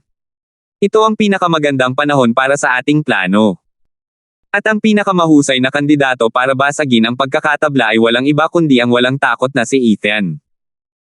Hindi mo siya maaaring hawakan bago iyon, naiintindihan mo. Nagtapos ang talumpati ni Conrad sa isang utos. Hindi ito isang bagay na handang tanggapin agad ng mga nangungunang tauhan ng Quanrong. Tanging si Titus lamang ang nag-isip bago tumango, mas alam mo ang sitwasyon kaysa sa amin. Makikinig kami sa punong ministro. Tumango si Conrad at natuwa. Nagkwentuhan pa siya ng ilang sandali at pagkatapos ay umalis na. Naghihintay sa labas ang dalawa niyang nakatatanda. Nang wala na si Conrad, si Rehan ang unang umarte, imperial na guro, batang Panginoon, gagawin na lang ba natin ang sinabi ng matandang Zorro? Wala tayong pagpipilian. Tayo ay mga estranghero sa isang kakaibang lupain at hindi dapat kumilos ng basta-basta. Sabi ni Titus, Obscure Wolf, mayroon kang 3 araw para malaman ang tungkol sa mga pinakabagong pangyayari sa Titans. At sa pagkakataong ito, huwag mong hayaang makaligtaan mo ang mga relasyon at ang kanilang mga kilos ng mga paksayon. Namumula ang mukha, yumuko si Leandro at umalis sa madilim na gabi. Samantala, sa silid-aralan ng palasyo ng imperyo, binabasa ng emperador ang mga ulat nang dumating ang isang reporter. Isang itim na figure ang lumuhod, kamahalan, dumating na ang balita na ang delegasyon ng Quanrong ay nakatira na. At saka, nakipag-ugnayan na ang punong ministro. Nanginginig ang balbas ng emperador at napangiti siya, hahaha, sa wakas nagsimula na. Kumuha ang emperador ng mga itim at puting pyesa mula sa isang kahon ng chess sa tabi niya at inihagis ang mga ito sa lupa, laro na ang mga pyesa. Isang checkmate na lang ang natitira. Sa obserbatoryo ng parokya, sinuri ni Sheena ang kalangitan gamit ang Heaven Communing apparatus. Nakatayo si Ethan habang pinagmamasdan ang mga pangyayari ngayon. Ang babaeng Kwanrong na iyon, lalo na ang paulit-ulit na bumabalik sa kanya. Huminto ang Heaven Communing apparatus at mukhang hingal na hingal si Sheena na may mahinang pawis sa kanyang noo. Kumusta, Sheena? May mga pagbabago ba para sa ikabubuti? Tanong ni Ethan. Umiling si Sheena at seryosong sinabi, hindi lang walang pagbabago para sa ikabubuti, kundi mas mukhang kahanga-hanga ang Crouching Dragon, handang lumipad. Alam ni Ethan na ito ang senyales ng malapit ng pamunuan ng lupang ito. Sa madaling salita, ang pagdating ni Kwanrong ay nagpapalakas sa pamilya ng imperyo. Napakakakaiba niyan, maliban na lang kung kumislap ang mga mata ni Ethan. Nagmakaawa si Sheena, Katie wala Kindstone, ipinakita sa akin ng tanawing ito na ang lupain ay lalong magugulo. Ang mga tao ay magdurusa at magiging kawawa. Nagmamakaawa ako sa iyo, iligtas mo sila. Ikaw lamang ang makakapagpabago sa kapalaran na ito. Kakaiba ang mga tao sa Yun-clan. Isinantibi mo na lang ang paghihiganti mo sa mga kamag-anak mo at sa halip ay nagmalasakit ka sa iba. Ngumisi si Ethan, huwag kang mag-alala, kasama kita ngayon. Tutulungan kitang makamit ang iyong pangarap. Hindi, para sa mga tao ito. Katwiran ni Sheena. Nang aasar si Ethan, gagawin ko ito para sa iyo, pero ayokong gawin din iyon para sa mga tao. Ngayon, kanino mo ulit gusto na gawin ko ito? Para sa akin. Namumula si Sheena, at yumoko. Tumawa si Ethan, puno ng paulit-ulit na iniisip ang kanyang isipan. Lahat ay nakatuon sa angkan ng Larsen. 375. Sa loob ng 3 araw, ang delegasyon ng Kwanrong ay nakakulong sa mga garrison. Dahil wala ang direktang pagpapatawag ng emperador, ang mga gwardya ay mukhang mapanganib na malapit sa mga warden ngayon. Halatang nababagot sila, naghihintay na may ipapadala si Leandro pabalik, kahit ano. Kasabay ng isang alon, isang mataas na pader ng patio ang gumalaw sa isang lugar, kasunod ang paglitaw ng palihim na si Leandro. Dahil walang gwardya na nakakaalam, sinenyasan sila ni Kaden na bumalik sa silid para mag-usap. Leandro, nalaman mo na ba ang sitwasyon ni Titans? Tanong ni Kaden. Tumanggaw si Leandro at bumati, bata, ang Titans ay parang natutunan natin kay punong Ministro Hale, na nakaranas ng malaking pagbabago. Lahat ay dulot ng iisang lalaking pumihil sa ating paglakad, si Ethan. Isa siyang mahirap pakisamahan. Tinaas ni Kaden ang isang kilay, tinitigan siya sa mga mata at sinenyasan na magpatuloy. Matapos maglaan ng ilang sandali upang ayusin ang kanyang mga iniisip mula sa kanyang labis na pananabik na puso, binigyang diin ni Leandro ang bawat salita, batay sa aking investigasyon, walang ikawalong maharlikang angkan 8 taon na ang nakalilipas, kundi isang walang pangalang 3 klaseng angkan. Ngunit sa ilalim ng pamumuno ni Katie wala Kindstone, ang angkang ito ay tumama na parang kidlat, pinatay ang lahat ng nasa kanilang landas upang maabot ang katayuan ng ikawalong maharlikang angkan. Siya ay isang pambihirang talento, na may matalas na isip at walang hanggan na kapangyarihan. Nagbigay si Leandro ng sistematikong pagsasalaysay ng kasaysayan ng angkan. Paminsan-minsan ay bumubuntong hininga, ngunit lahat ay dahil sa paggalang at takot. Ang pagsasalaysay ay inabot ng kalahating araw. Lahat ay nakatingin sa kanya ng walang ekspresyon, natutuyo ang kanilang mga labi, hindi makapaniwala. Sina Kaden at Imperial Tutor ay talagang binalot ng pag-aalala. Sa loob ng wala pang isang dekada, napalaki niya ang isang 3 klaseng angkan at naging isang pamilya, na higit pa sa kanilang libu-libong taong gulang na pamana. Tunay na pambihira ang lalaking ito. Hindi lang siya basta-bastang may gimmick, kundi isang henyo na hindi pa naririnig sa tunay na kahulugan ng salita. Leandro, sigurado ka bang hindi ka mali? Paano nangyari ito? Paano siya naging ganito kalakas? Protesta ni Rohan sa kanyang pagtanggi. Inikat ni Leandro ang kanyang mga mata, at mapait na napangiti, sa tingin mo ba ay gusto kong paniwalaan ang kwentong engkanto na ito? Ganoon na ba ako katanga? Alam ito ng lahat ng tao sa kalye, hanggang sa kahuli-hulihang buhay. Napipilitin akong paniwalaan ito. Kaya nga sinabihan tayo ni Conrad na layuan natin siya. Isa siyang seryosong banta. Mas makabubuting sundin muna natin ang payo niya, sabi ni Titus. Kumurap si Kayden habang nag-iisip ngunit tumango sa huli, siya ang magiging katapusan natin kung hindi natin siya aalisin. Pero sa kakaunti nating bilang, magiging mahirap kung taglay niya ang mga kasanayang sinasabi nila.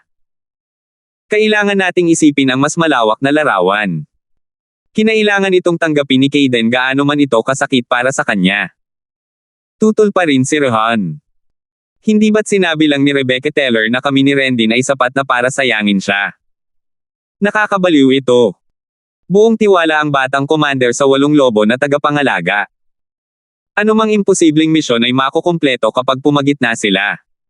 Kaya bakit siya nawala ng tiwala sa sarili laban sa isang batang Titans? Bumulong si Rohan sa loob-loob niya, habang sumusulyap kay Rendin. Mula sa malamig nitong tingin, naisip niyang ganoon din ang iniisip ng lalaki. Ngayon alam na natin ang sitwasyon ni Titans at kailangan na lang nating maghintay sa pagpapatawag ng emperador. Leandro, ipagpatuloy ninyo ang pagmamanman at iulat ang anumang makita ninyo, kahit ang mga chismis. Ang iba sa inyo ay pinaalis na. Naiintindihan ko. Pinaalis silang lahat ni Kayden. Yumuko si Leandro. Habang naghihiwalay na sila ng landas at si Leandro ay tahimik na lumalabas, may tumawag, Leandro, sandali. Lumingon si Leandro at nakita si Rebecca Teller na dala sina Rohan at Rendin. Yumuko siya, batang binibini, kailangan mo ba ako? Ho Rebecca, ang iyong palihim na pamamaraan ng paglilinang ay bihira sa mundong ito. Maaari mo ba kaming isama? Tumingin si Rebecca sa kanya nang may pag-asa na sumisikat sa kanyang mga mata. Kumunot ang noo ni Leandro, batang binibini, ikaw ba ay? Hahaha, sa totoo lang, matandang kaibigan, gusto naming maalis ang walang hiyang ugok na iyon. Sigaw ni Rohan, ang mukha ay namumula sa mali siya. Namutla si Leandro, hindi mo kaya. Sabihin na nating lumaki ang mga chismis tungkol sa kanya, pero hindi ibig sabihin noon ay matatalo mo siya. Hindi pa rin natin alam kung ano ang ginawa niya para maabot ang ganito kataas na posisyon, nang mag-isa pa siya. Ang paglipat ng walang pahintulot ng Imperial Tutor at ng Batang Panginoon ay makakaapekto sa plano. Hindi namin maaaring panag-utan iyon. Hindi kita matatanggap. Tumango ang tatlo, tila nag-isip din. Gayunpaman, nagpatuloy si Rebecca Teller, kung gayon ay hindi namin siya papatayin, at tuturuan lang namin siya ng leksyon. Leandro, narinig mo na rin kung paano walang tiwala ang kapatid sa inyong mga 8 tagabantay ng lobo. Kailangan nating patunayan na mali siya, para mahugasan ang kahihiyang ito bilang mamandirigmang Quanrong. Paano kung ang bata ay kasing Diyos ng sinasabi nila? Tama na ang mga kung. Pinutol siya ni Rebecca Teller ng may matinding pagtutol, Rohan, gamit ang iyong likas na kapangyarihan, nanirahan ka kasama ng mga espiritual na hayop sa kaibuturan hanggang 20. Kaya mo ba yan? Naniniwala ka ba na may ganitong katawa-tawang bagay na nangyari sa mundong ito? Umiling si Rohan habang nakangiti, binibining binibini, hindi ko naman gustong magyabang pero wala pa akong nakikitang makakayanan ang lakas ko. Noong nakapasok ako sa Radiant Stage, kaya kong hawakan ang isang Peak Radiant Stage Body Cultivator's Attack, habang ang dalawa ay medyo mas mahirap. Kaya hindi ako naniniwala sa sinasabi ni Leandro tungkol sa Master Stroke ng Prick. Isa itong pantasya, isang kathang-isip na kwento. Oo. Nakilala ko na ang lalaki at kahit na mabilis siya sa cultivation, hindi iyon nangangahulugang hindi siya matatalo. Ilalantad lang natin ang manluloko kung sino siya at ipapakita ang banal na kapangyarihan ni Quanrong. Napuno ng pagmamalaki ang mukha ni Rebecca Teller, hindi pa kasama ang masamang taong iyon sa akin noong Beast King Mountain. Ninakaw pa niya ang mga gamit ko.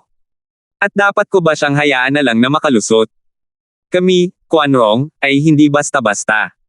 Tumango si Leandro. Sila ay mga mandirigmang hindi alam kung paano umatras. Siyempre, siguradong may lalabas nila ang galit ng kanilang binibini.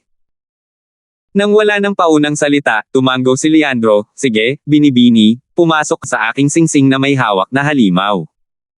Ilalabas kita. Kumislap ang mga mata, nabuhayan ng loob sina Rebecca Teller at ang dalawa pa. Sa isang kislap ng puti, naitago na sila ni Leandro. Kumikinang ang figure ni Leandro at agad siyang humalo sa kalikasan, gumagalaw na parang heatwave. Samantala, sa hardin ng Regent of Prosperities compound, si Ethan ay humihigop ng green tea sa ilalim ng isang pavilion. Sa harap niya ay may ilang batong nakakalat sa mesa. Panay ang tingin ni Ethan sa kanila. Katie wala Kindstone, anong nasa isip mo? Isang mahinang boses ang pumutol sa kanyang pagmumuni-muni, nang mapansin ang paparating na si Sheena. May mga pangalan ang mga bato, kaya naman sinabi ni Sheena, nakikita ko, nag-iisip si Katie wala Kindstone kung paano makakawala sa hindi pagkakasundo na ito. Oo, ang apat na paksayon, kasama na si Quanrong, ay nasa isang labanan ngayon. Ngumiti si Ethan, humigop ng kanyang tsaa, at tumimbang ng bato, walang panig ang gustong magpatuloy ang hindi pagkakasundo, naghahanap ng isang pulukan na napakatigas sa ulo na siyang magpapabagsak sa pagkakatalong ito. Ngunit sino ang handang maging mata ng bagyo, ang numero unong kaaway ng publiko, na ang kapalaran ay mapunit-punit. Tiningnan siya ni Sheena nang may pagtataka, habang napakamot sa ulo. Ngumiti si Ethan, ayokong gawin iyon, pero Sheena, ang naintindihan ko sa mga nabasa mo ay lahat ng mga tusong manlalarong ito ay may iisang bagay na pagkakatulad, gusto nilang lahat akong gawing scapegoat. Mahirap baguhin ang ganito kapalaran, kahit pa handa ako. Nakita ni Sheena ang tingin sa mga mata nito at nagsimulang mag-alala. Natawa si Ethan sa hitsura niya, relax ka lang, dahil alam ko ang direksyon ng langit, lalaban na lang ako sa gusto ko. Gusto nila akong maging sentro ng lahat, ayos lang sa akin yan. Kailangan lang nilang masaksihan ang ikalawang pagdating ni Satyr Gord. Pero hindi tulad niya, hindi ako yung tipo ng taong madaling mahulog ang loob, hihihi, natatawang sabi ni Ethan. Bumantong hininga si Sheena. Hindi pa siya nasasanay na makita ang masamang ngiti nito, pero panatag ang loob niya nang malaman niyang nakapagdesisyon na si Ethan. Sinamantala ni Mandy ang sandaling ito para mapansin ang kanyang presensya, suot ang kanyang sunod sa moda at scholarling kasuotan na may iba't ibang kasarian, kultura, at edad. Sheena, Ethan, upang ipagdiwang ang sentenaryong anibersaryo ng ama ng imperyo, ang kabisera ng imperyo ay nagdaraos ng isang parol festival. Tara na. Pumutok ka na naman. Wala sa mood si Ethan, wala akong interes. Nawala ng malay si Mandy at humarap kay Sheena. Bilang mabuting kapatid, alam ni Sheena ang iniisip ni Mandy, Katie wala Kindstone, ang kabisera ng imperyo ay nasa kaguluhan at para sa dalawang mahihinang babae na umalis ng mag-isa. Sige, isa kang kayamanan na dapat kong protektahan at panatilihing malapit. Kumaway si Ethan sa kanya at umiling. Tinago ng mga babae ang isang palihim ng ngiti. 376. Sa gabi ng pista ng mga parol, hindi mo maaaring ihampas ang isang patay na pusa nang hindi natatamaan ang isang tao. Dahil papalapit na ang kaarawan ng kanilang emperador, ang mga gusali ay pinalamutian ng mga parol na ginagawang isang nakamamanghang tanawin ang kabisera. Maraming romantiko at magkasintahan ang lubos na sinamantala ang pambihirang pagkakataong ito upang magsama-sama at bumulong ng matatamis na salita sa kanilang kabiyak. Pero muli, halos siguradong may exception. Namumula ng husto ang isang lalaking may puting buhok, napapaligiran ng 3 dalaga at hinahangaan ng karamihan. Pare, isa kang matapang na tagapanguna sa matuwid na landas ng pag-ibig. Kawawa naman tayong mga kasama, isa lang ang ating kadate sa gabi ng Lantern Festival, samantalang ikaw naman ay 3. Saludo ako sa iyo, Ginoo. Nakatingin siya sa mga batang babae habang may mga nakakakilabot na tingin. Napakunot ang noo ni Ethan habang nakatingin sa mga babae. Gusto sanang sumama ni Mandy kay Sheena, pero dahil narinig sila ni Andrea, napilitan na lang siyang sumama. Pinagbabaril pa niya ang sino mang gustong sumama sa kanila dahil baka maging third wheel sila. Ate, pakiusap, hindi ba't ang dami na ng tao ngayon at may kasama pang 3 babae? Inikot ni Ethan ang kanyang mga mata, narinig ang hajijek at daldala ng mga masayahing babae. Bumantong hininga lang siya ng buntong hininga sa lahat ng oras na ito. Sa isang punto, isang matalim at mabigat na tunog ang narinig kasunod ng isang malakas na presyon na malinaw na nakatuon kay Ethan. Umiwas. Kumaway si Ethan sa mga babae, tinaboy sila palabas at pinaalis sila ng 100 metro. Napatalsik si Mandy ng alikabok dahil sa pang-aabuso. Pinalo niya ang lupa, tumayo, at sinabihan ito, Ethan, ano ba ang problema mo? Galit na galit siya. Heto siya at dinadala ang lalaki sa isang gabi at kumukuha ng ilang brownie points, at talagang pinagalitan siya ng loko. Hindi ganyan ang pakikitungo sa isang kaibigan, lalo na sa isang prinsesa. Pero nang mapansin niyang nakatitig si Ethan sa langit, tumingin din siya at napabuntong hininga. Namutla rin ang ibang mga babae, puno ng pag-aalala para kay Ethan. Isang pamalo na may diametrong 10 metro ang tumama sa ulo ni Ethan. Sa kabilang dulo ng pamalo ay naroon si Rohan, na may mapula-pulang mga mata at mapang-asar na mukha. Gusto niyang durugin si Ethan sa isang suntok lang. Hihihi? Hambog na estranghero, hindi ba't parang Diyos ka? Subukan mo ito para malaman ang laki. Napatawa si Rohan sa loob-loob. Ang mga karaniwang taong kalahok sa magandang pagdiriwang ay nanginig sa buong katawan at nagtakbuhan para iligtas ang kanilang mga buhay. Saan nanggaling ang bulalakaw na yan? Masisira ang selebrasyon. Ikinuyom ng nanlalamig na si Ethan ang braso niya na kilin, na ngayon ay kumikinang na pula. Boom!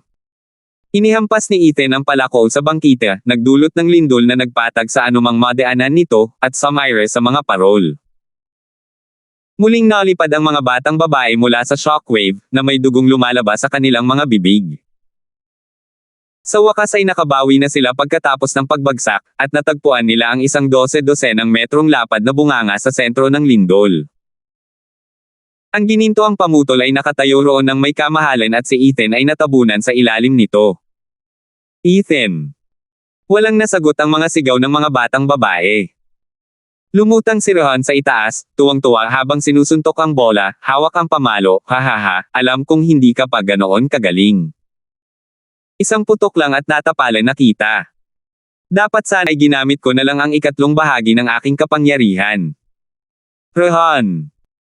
Isang figure ang sumilay sa ibabaw ng maze, Rebecca Teller, tingnan mo ang ginawa mo. Hindi ba't sinabi nating tinuturuan lang natin siya ng leksyon? Bakit natin siya papatayin? At wala nang natitirang bangkay.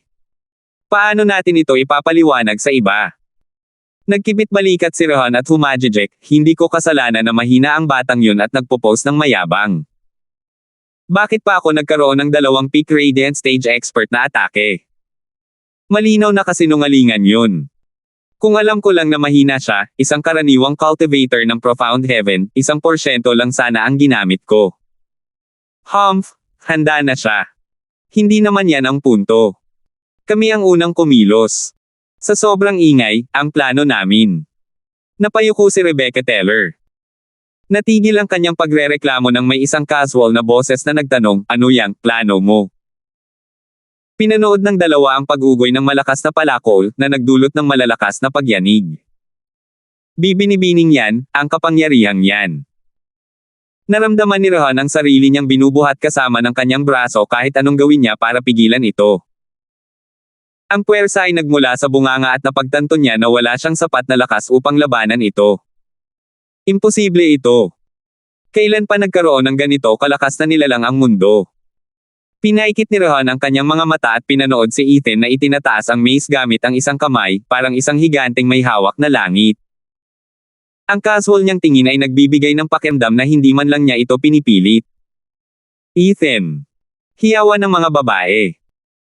Itinuro ni Rebecca Teller gamit ang nanginginig na daliri, buhay pa siya at walang kahit isang galos sa kanya. Rohan, gamitin mo ang lahat para itulak siya pabalik. Ako na. Nagngangalit ang mga ngipin ni Rohan, na milipit ang mukha habang namamaga dahil sa pagod. Ngunit walang naging silbi ang lakas niya, dahil hindi pa rin niya kayang igalaw ang pamalo. Namutla si Rebecca Teller, habang nakatingin kay Ethan na parang isang halimaw. Totoo kaya ang mga chismis? Talaga bang nalalampasan niya ang pinakamalakas sa ating mga kababayan, si Rohan? Akala niya noon ang Savage Wolf ng kanyang ama ang pinakamalakas na tao. Pero ngayon, parang bata na ang pagtrato ni Ethan sa kanya. Ngumisi si Ethan ng mapang-asar, mukhang hindi ito magandang lugar para mag-usap. Nakakainis tingnan ang stick na ito. Kasabay ng malamig na kislap, mas lalong humigpit ang kapit ni Ethan. Pumutok. Nabigla ang lahat sa mga tunog ng pagkalabog habang ang bludgeon ay puno ng mga bali. Nagdagdag lang si Ethan ng kaunting lakas at ang higanteng patpat ay nagkapira-piraso. Tahimik na nanood ang lahat. Mas lalong nagulat ang mga kwanrong. Ang heaven-breaking bludgeon na pinanday ng lilang ginto ay isang espiritual na sandata ng ikalimang baitang at ginamit ng lalaking ito ang kanyang lakas lamang upang durugin ito sa kanyang kamay. Ano siya? Hindi natural ang mukha ni Rohan, kung tutuusin. Ngayon lang siya nakarinig ng ganitong kakaibang kapangyarihan at ngayon gulat na gulat siya. Bilang isang tipikal na narcissist, inako niya ang sarili bilang pinakamahusay, ngunit hinarap niya ang malupit na katotohanan. Palaging may mas hihigit pa sa kanya. Sina Rendin at Leandro ay umakto na parang mga manunood, takot na takot. Hindi man lang nabibigyang hustisya ng mga chismis ang kapangyarihan ni Ethan. Ang sabi-sabi niya ay gusto tayong talunin. Sa anong paraan siya mas mahina? Parang maiiyak si Leandro. Nahirapan na naman ang kanyang pagtitipon ng impormasyon. Lumapit si Ethan sa natatarantang si Rebecca Teller, ang kanyang ngiti ay malapad at nakakatakot. Tungkol sa plano mo, gusto mo bang sabihin sa akin ang lahat? Lumunok ng malalim, nawala ng masabi si Rebecca Teller sa takot. Pinagpawisan ng husto si Rohan, ang kanyang mga mata ay nagpapakita lamang ng takot. Ngunit hindi siya bahagi ng 8 lobo na tagabantay ng walang dahilan. Hindi siya susuko ng ganoon lang. Doble ang nangyari nang ang kanyang batang binibini ay nasa ilalim ng panganib. Habang nakatutok si Ethan kay Rebecca, bumunot siya ng parehong suntok. Pagkatapos ng maikling pag-atake, hinampis niya ito sa ulo ni Ethan. Hindi man lang tumingin si Ethan, basta na lang itong pinagpira-piraso. Habang ang braso ng may-ari ng sandata ay nabali dahil sa lakas na dumadaloy sa gumuguhong baton. Hindi pa rin nagigising si Rohan para maamoy ang mga rosas. Isang alon lang mula kay Ethan ang pumutol sa braso ng pinakamagaling na mandirigma ni Kwanrong na parang isang sanga. Hindi tao ang kakatwang ito. Mas masahol pa siya sa isang espiritual na halimaw.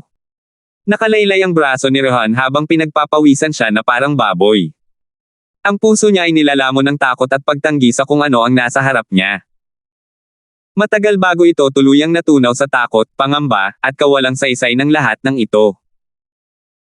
Tinitigan ni Rebecca Teller ang kawawang si Rohan ng matagal, pagkatapos ay tumingin sa nakangiting si Ethan. Malapit nang umiyak ang kawawang babae. Talagang pinagsisisihan niya ngayon ang pakikipag-ugnayan niya sa isang halimaw na walang tugma o dahilan.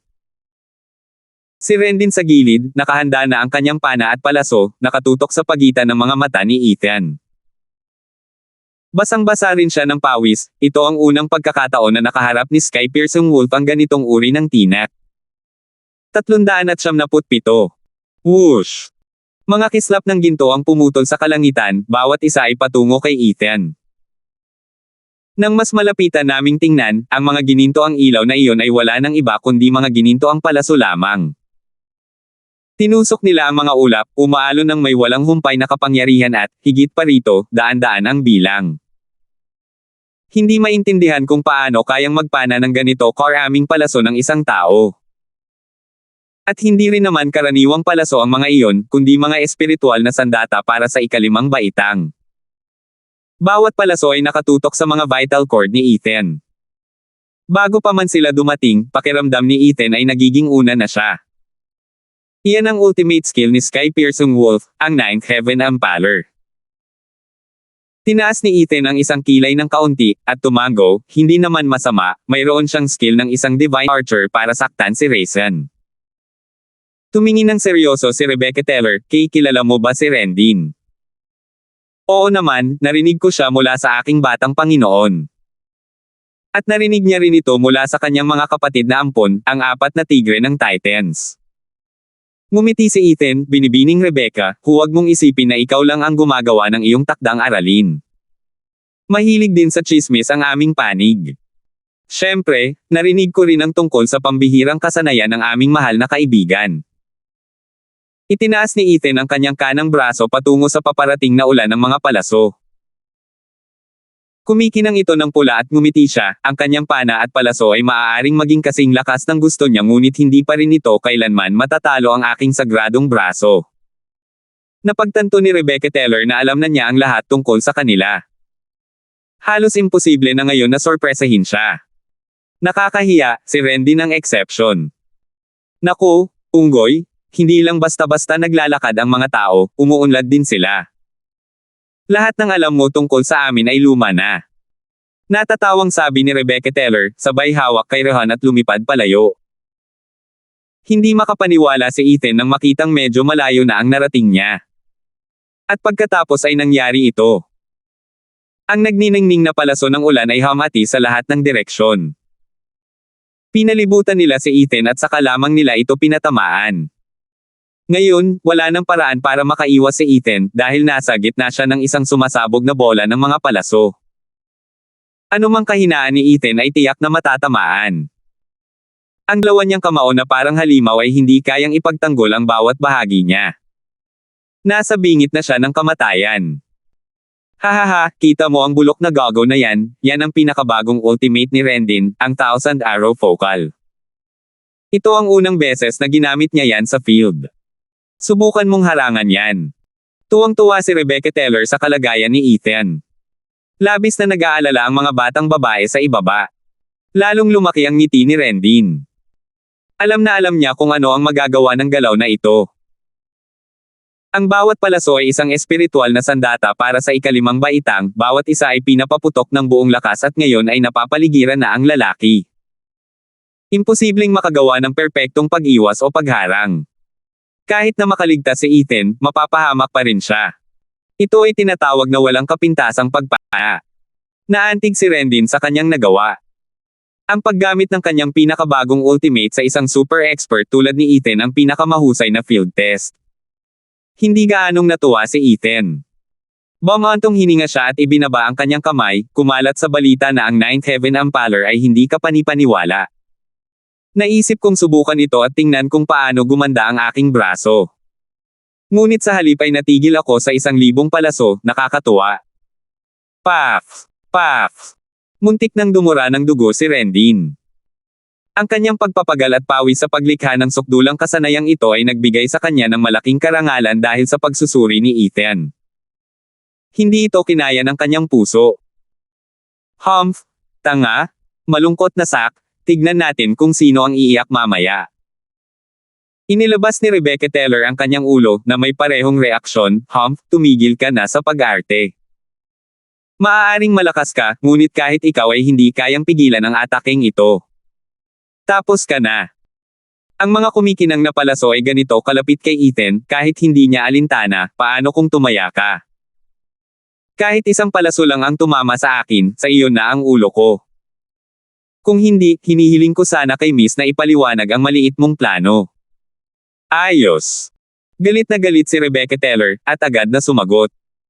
Habang natatarante si Rehan, batang binibini. Kinawayan siya ni Rebecca. Ang kumikinang na mga palaso ay 1 metro na ang layo mula kay Ethan. Wala siyang paraan para makalabas doon, lalo na't natatakpan na nila ang lahat ng labasan. Akala ni Rebecca Teller, tiyak na mangyayari ang taya na ito. Tumango rin si Rehan, habang natatawa sa loob-loob niya. Malakas ang bata, pero hindi niya kayang iwasan ang lahat ng iyon. Malaking panalo ang batang binibini. Ngunit ang kanilang sumunod na reaksyon ay, banal na ina ng Diyos, paano niya nagagawa ito? Naningkit ang mga mata ni Ethan, isang alon ng kaluluwa ang kumislap at napansin niya si Rendin na nagtatago sa likod ng isang puno ilang libong metro ang layo. Naramdaman din ito ni Rendin at alam niyang natagpuan na siya ni Ethan. Bagamat hindi siya natatakot. Ganito nakaliit ang mga palaso para gawing unan si Ethan. Mas malaki pa ang mga bagay na dapat niyang alalahanin kaysa sa bumaril. Sa ilalim ng gulat at hindi makapaniwalang mga titig, itinaas ni Ethan ang kanyang kanang braso na parang isang hari at pinitik ang kanyang mga daliri nang ang unang palaso ay tumama sa kanyang dibdib, sabay utos, sige. Whoosh! Naglaho ang daan-daang palaso, lumitaw 1,000 metro ang layo, nakatutok sa nakatagong lungga ni Rendin. Ano ba to? Natakot ng husto si Rendin at binitawan ang lahat ng kilos, na ngayon ay napapaligiran na ng sarili niyang atake. Kasabay ng saganang putok, bawat palaso ay tumama kung saan ito masakit. Paulit-ulit na kumikislap ang kalangitan sa gabi, kasabay ng mga panaghoy ng paghihirap sa pagitan. Dahil sa hula, ligtas na ipagpalagay na walang kaalam-alam ang banal na mamamana kung paano ito nangyari. Ang una niyang love rat para sa pinakabago ultimate niya ay ang sarili niya. May kung anong itim at umuusok na bumagsak sa lupa, paminsan-minsang kumikibot, at pumupulandet ng dugo mula sa alam ng Diyos kung saan. Pangalawa na lang iyon, ang mahalaga ay ang mga kalokohang lumalabas sa kanyang bibig, na may gulat na malinaw na makikita sa kanyang mga mata. Halos katulad ng pagmumura at panaghoy.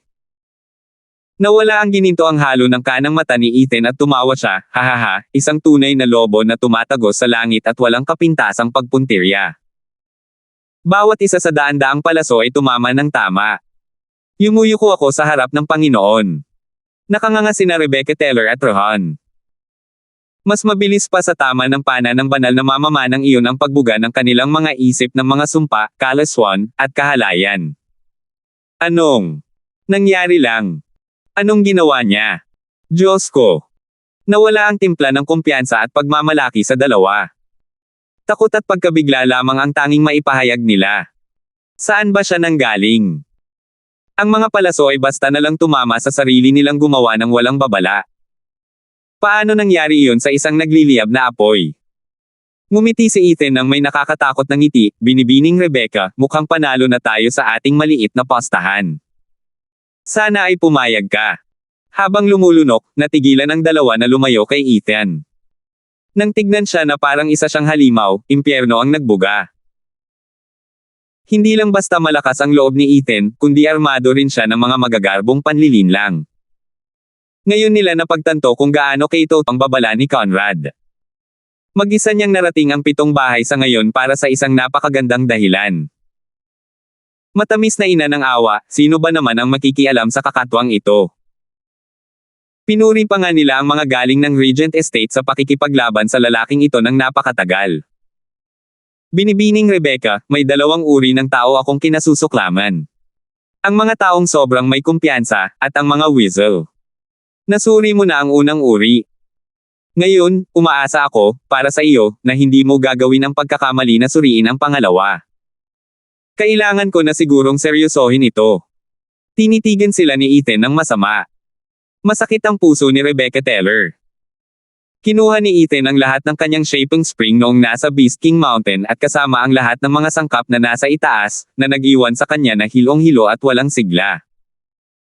At ngayon ay naglakas loob na siyang sermonan siya tungkol sa mga Welshire. Napakadumi talaga ng lalaking ito. Namumula na si Rohan sa kagustuhang ilubog ang ulo niya sa kahit ano, kahit ano. Siya ang pinakamahusay ni Quanrong sa usapin ng lakas, nililinis ang larangan ng digmaan na parang isang manggagapa sa kanyang araw ng pahinga. Ngunit ang walang talo at mayabang na mandirigmang ito ay lumabas sandali upang palitan siya ng isang profound heaven-bogger, ngunit narito, ang kahangahangang Savage Wolf ay tinuruan ng aral ng pagpapakumbaba. Ang kanyang mapagmataas na puso ay nahihirapan pang ang talunin ito. Pero ano nga ba ang magagawa mo, di ba? Ang mundong ito ay nakabatay sa kapangyarihan. Kung natalo ka niya at sinabing nakakahiya ka, sagot na yan dyan. Pwede kang tumanggi hanggat gusto mo, pero mas mabuting umupo ka na lang at tanggapin mo na lang. Kung alam mo kung ano ang makabubuti para sa iyo. O pwede ka namang sumagot ng pabigla-bigla. Pero mas matigas ba ang kamao mo? Hindi ko akalain. Kung ikukumpara kay Titans, na nagsasagawa ng katwiran, iginagalang ng Quanrong ang malalakas. Sa harap ng kapangyarihan ni Ethan, walang masabi ang dalawa.